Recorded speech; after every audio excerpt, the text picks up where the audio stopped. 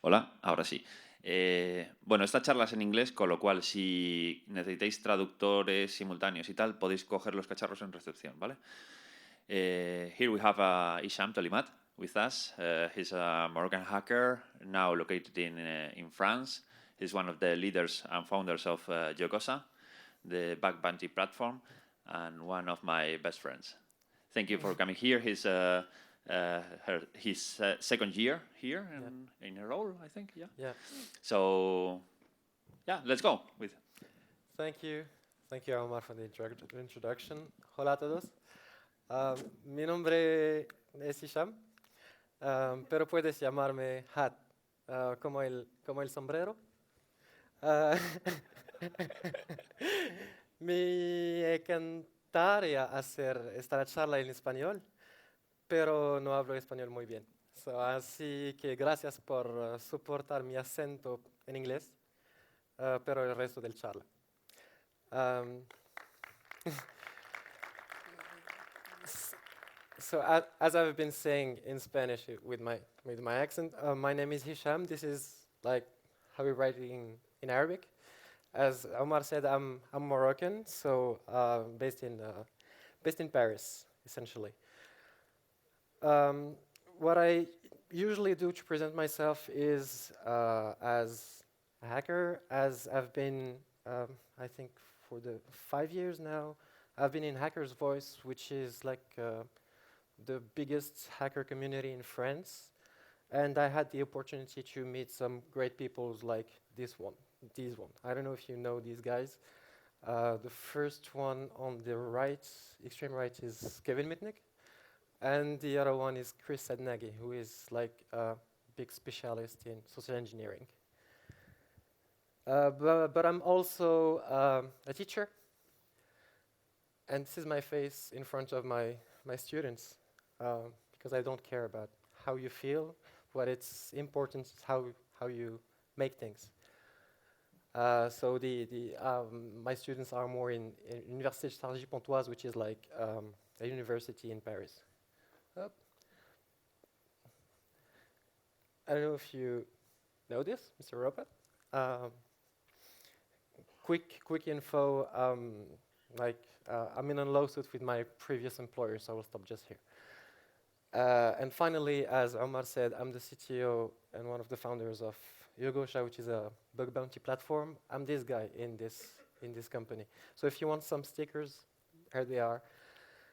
We can speak about it. So I'm the CTO, so I can't leave without like going live.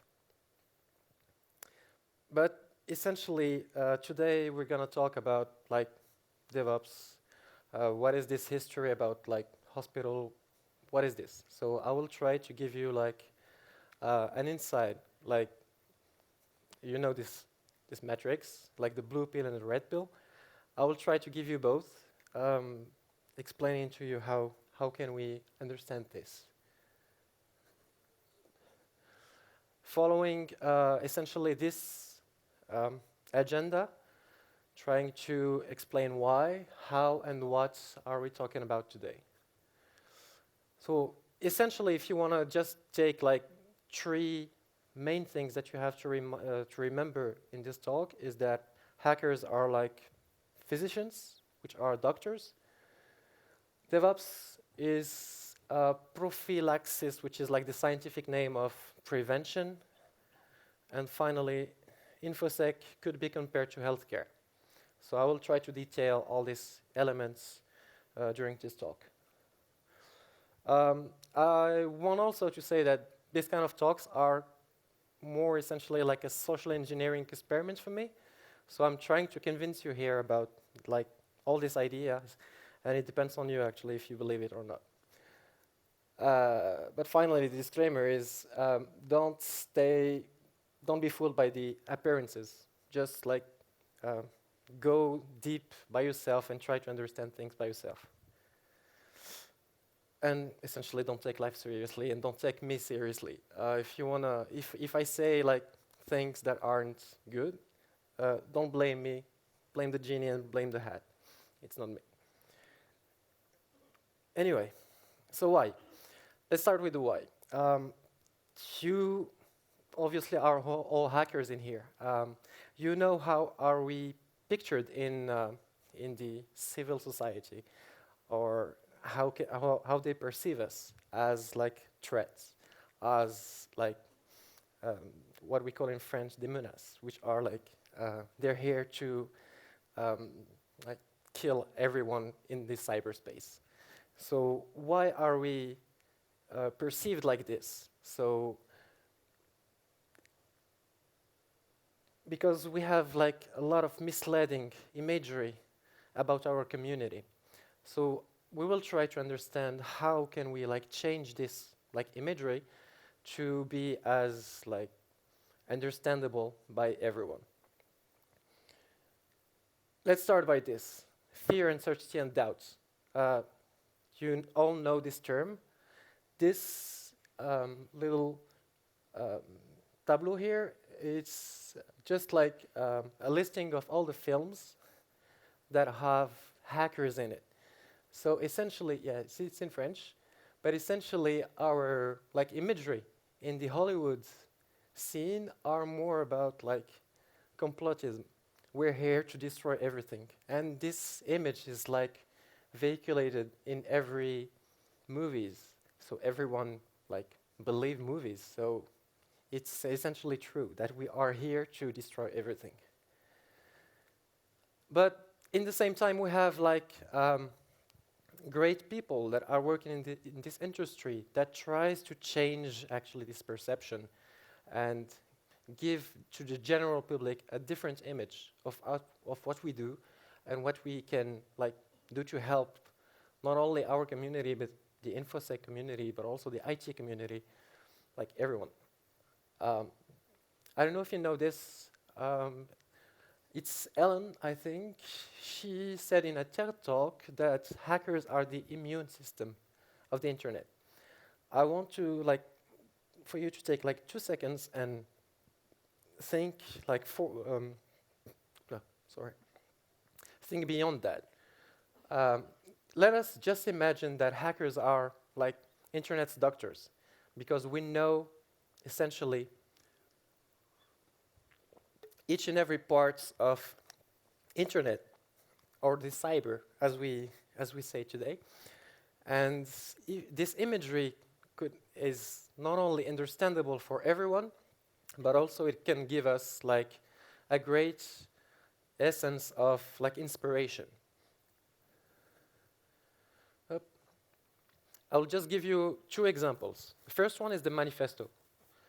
I hope that everyone knows about the Hacker Manifesto, because sometimes like the new kids in the block don't even know about it. So from time to time, it's good to like remind our to the new guys that comes in this industry what's brought us here. Essentially, the manifesto could be considered as the oath of Hippocrates, as doctors swears in every part of the world. Oop. I thought I had a second one. Okay. So just keep this image of hacker is like internet's doctor, and let us like develop this and give it like a sense of going forward about our industry and our community. Let's talk about InfoSec for a second. When you all have clients, when you have clients saying, I want a pen test, it depends on what? It depends on a lot of things. It could be like a red team, a control audit, a code review. It has a lot of signification. So InfoSec and our industry is complex. Only us, as like working in it, understand these kind of things. For a client, when they say, I want a pen test, they just want a pen test. They don't want to know how it happens. Like doctors. When I have my little kid that is like ill, I just want to bring it to the doctor and said, he's ill, make something out of it. And I don't want to like, I won't say how much time do you need to make him better. It depends on him and his situation. So that's the same for our industry, because how can you say in a pen test that I will need like 2 days or 5 days to pen test the whole infrastructure? It depends actually on the client. Not only our job is complicated, but also certifications that are here to like pinpoint our competence is complicated. So this is like just a quick review of all the certifications that we have in this industry, and it seems really complicated. Do I really need to zoom on this? Because we have like network engineering, infosec, security engineering, we have forensic, audit, everything. Like for instance, forensic. If you like take the parallel with medicine, infosec, forensic are more like the coroners that understands how people die. That's the same for forensic guys. They try to understand how the application or the server died. So it's interesting to have this kind of parallel to give a better perspective about our job. Let us speak about like DevOps and how security is considered in DevOps. This is how they picture us. We're here to gather the shit of DevOps things. I don't want to be this guy, essentially. I'm here to help anyway. So we're here to help, so we're here to try to give like another perspective of what we are doing as a job and telling to the developers and to the C-levels that we are here to help anyway. So how can we convince them that we are here to help? We have different problems, especially now, actually, in this era of agility, is that security cannot pursue the high frequency of agility in development cycles right now. For instance, here, if you can, like, just giving an example of how things work, is that devs and security guys works apart, and they don't usually synchronize. As a pen tester, you're here at the end, or maybe at the middle of development, but essentially you don't talk to the developers because that's how things are done. We need to change that. We need to change communication between us, between developers and security guys. For instance, who was here last year? Okay. I gave kind of this talk last year, and we presented a way actually to change communication between developers and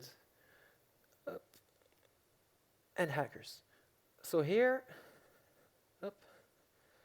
we have a GitHub repository, and this was actually the interface of submission of vulnerability in a bug bounty program.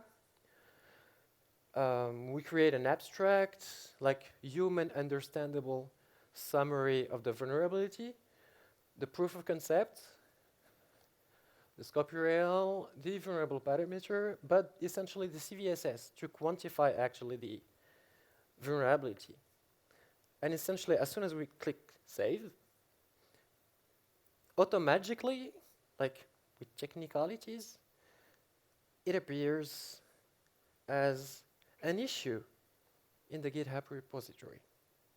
Technically speaking, it's nothing. It's a webhook. It's just like sending information directly to the GitHub.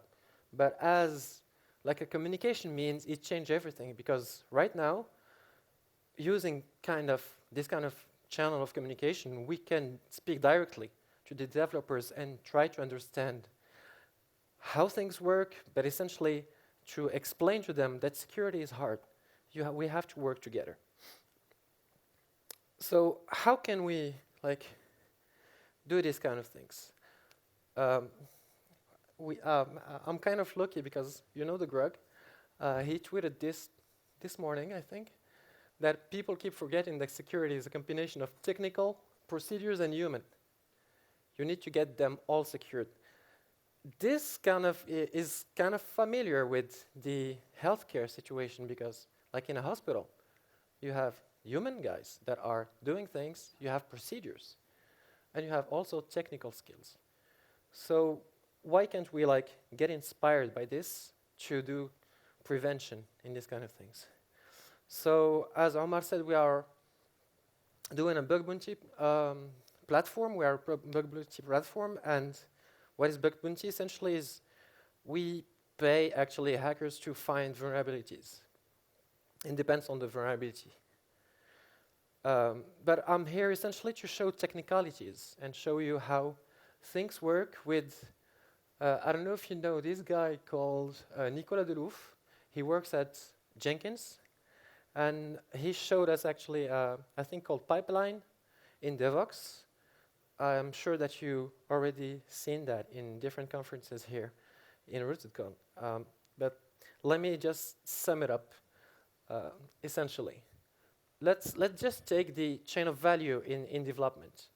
Imagine that we have like the developer that checks out a new feature in his code factory or repository. Imagine that we have like an automated system that do like quality check, but also build check as a compiler. Let me explain it. As soon as you check out, the staging environment pull dependencies, build actually the staging. If it fails, you can blame the developer because he didn't test actually his code. But if it's okay, you can do as soon as possible security checks, because one, it will prevent any errors or security vulnerabilities beforehand, but also if any vulnerability is here, it gives some awareness to the developer to understand things more essentially than like a vanilla 3-day like workshop to understand how to write PHP securely, for instance. And then afterwards, QA check. Then finally, it's pushed to the registry.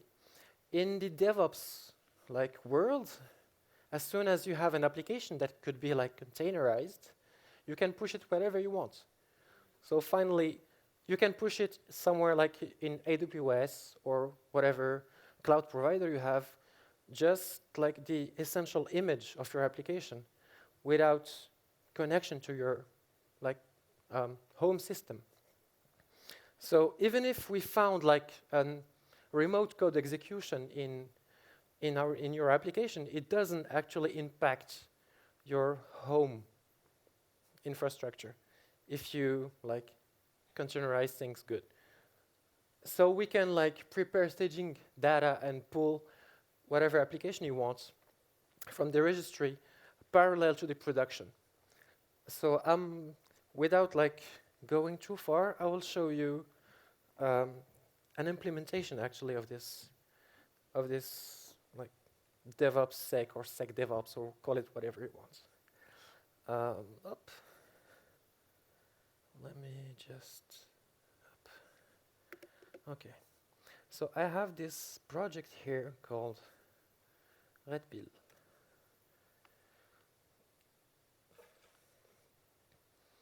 That's essentially like a PHP application using 3 files: the Jenkins file, the make file, and a Docker file that you will find just here. Up, the Docker file. Up. So, make file, you know what it is? Just have to make pull or make run or make build, and it does things to you. But what I want to show, the Docker file, is simply a PHP container where we install the MySQL extension. But the most important file here is the Jenkins file. The Jenkins file is like code that mimic actually the process that I showed you earlier. So here, for instance, like we define the application name, the URL. We want to pull images. We want to test. We will, like for instance, do a SonarQube analysis just before it. And afterwards, like we do a bunch of stuff for the application and for the database, and finally we just have to like run containers to essentially push things. But this is like just code. Let me just show you how it works. Up. Where is it? Hello. Here it is. So in this server, SSH.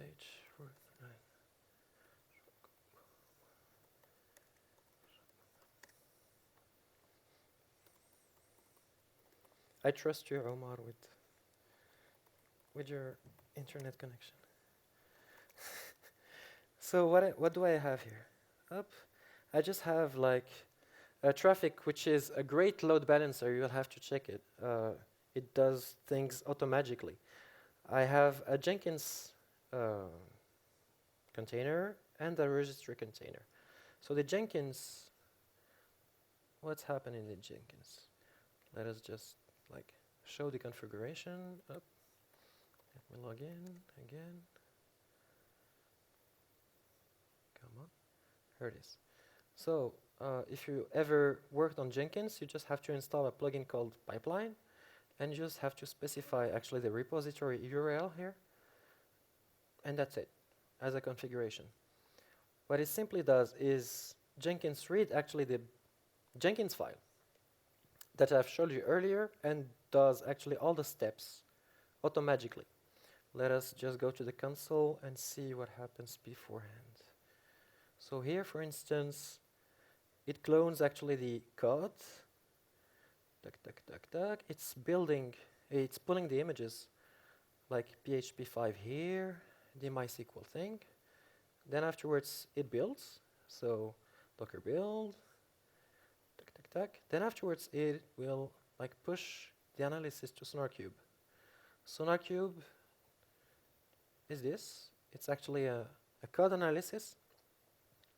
It didn't find that much bug on my code because it's only like 12 lines or something like this. Here it is. So the code is not that complicated, but if you see here, we have a SQL injection here. So let us play. So here, SonarQube didn't detect actually the SQL injection. Afterwards, I'm just playing with containers. Then finally, I'm doing a zap scan here. So the only instruction that I have here is zap CLI, quick scan, to the application. So zap didn't find anything here. And finally, the pipeline just asking me, is this staging.chocobo.chugosha.com going according to plan? So let's go. Tac. Oh, no. HTTPS. What is what? What was what? Oh. Sorry. Staging. Staging.chocobo. So here's the application. Tac ID equal. Oh. Here it is. It's working. It's automatically in HTTPS. That's the traffic load balancer that does magically the things. So our application seems to be working according to plan. So let us just say here, I'm okay with the changes. Go proceed. So what essentially does here is it will push two instances of this application. A first one called bug bounty, and the second one is called production. So if I go to bug bounty.chocobo, here we have it. The environment is a bug bounty, and we have still like the staging information here. Tac. ID equal 1, it's okay. If we go to prod,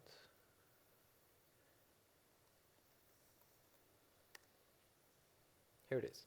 So information are more like a production level information here. I told you about like in SQL injection here. Come on, SQL injection. Hey, you don't want it. Okay. Hello. It froze. Why is that? Let's go again. Here it is. Stack ID equal 0. I think Omar is playing with his with his phone. Doesn't want. Anyway, I just wanted to show you actually that. No, it doesn't want to work. Anyway, just saying that.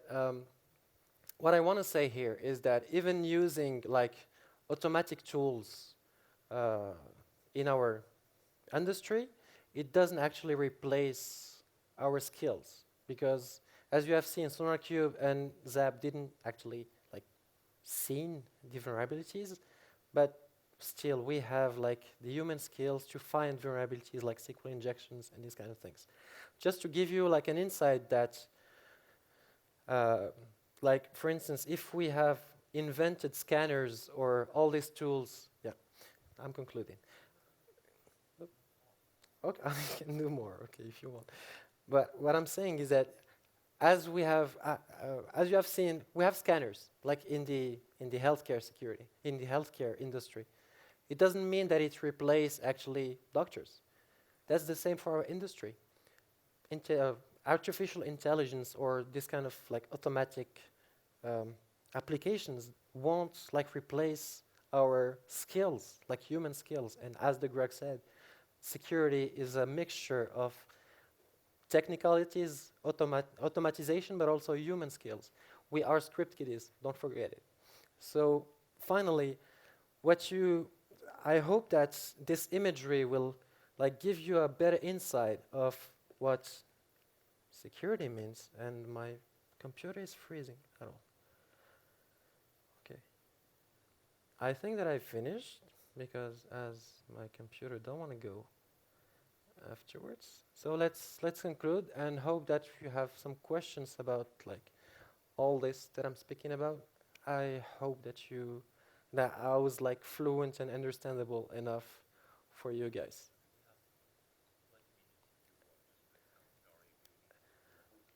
No, I reboot is, I don't know. I will hope if it works right now. Okay, let me just kill everything again and do it again. Yep.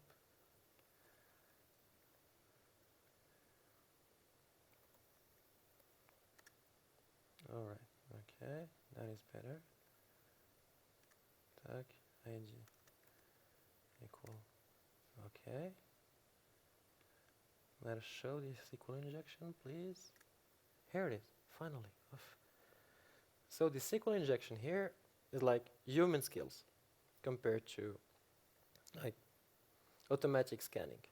I want to show you something else about like InfoSec and how can we use actually Docker and this DevOps things not only as a way to secure things, but also a way to ease our work.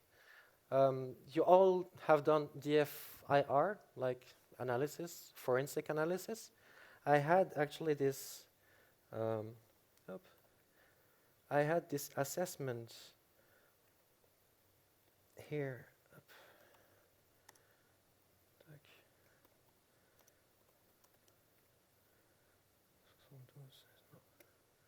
Let me just.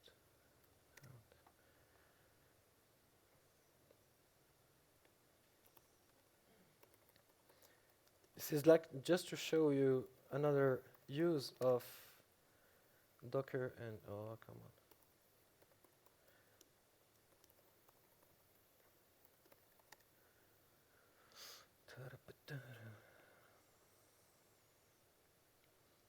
And the IP is this one, okay.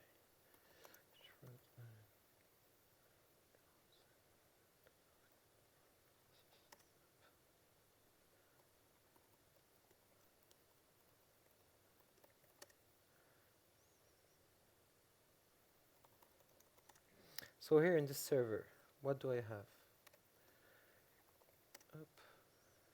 Have you ever seen Kibana? Do you know this tool? Nope. Okay. Essentially, what I have done in this tool is that I just uploaded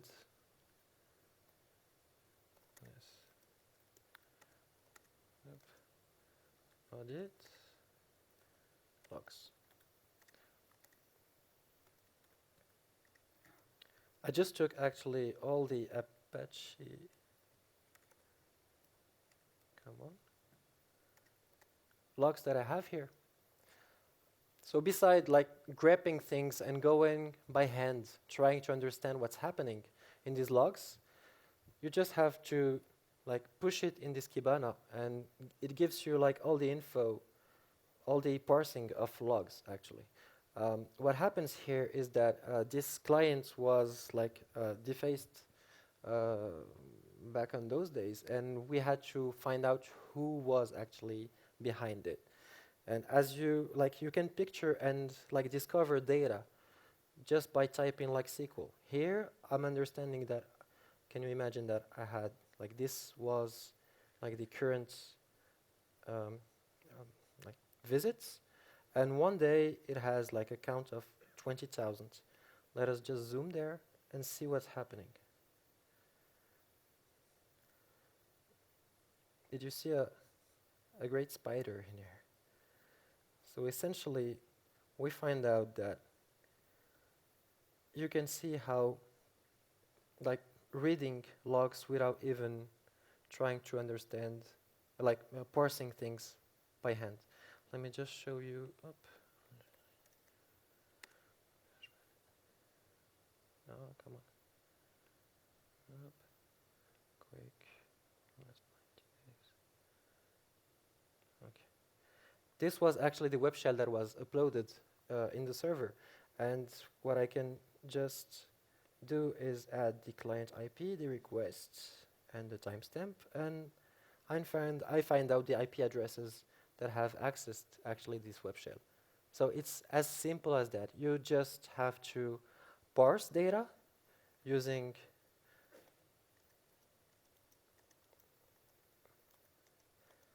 this simple file, this Docker compose. So this Docker compose, what it essentially does is like it's based on ELK, so Elasticsearch, Logstash, and Kibana. And what it simply does is like taking here all the logs that you have seen earlier, mount it in a thing called FileBeats that sends actually and parse everything to the ELK. So these like I'm trying to showing you like with these two real life use cases that we encounter in each and every day in our like job, that you can use and leverage this new technologies not only like for finding bugs on it, but also to help you guys to like do your work. And I think that's the end of my talk. If you have any questions, I'm here for it. Thank you for your attention.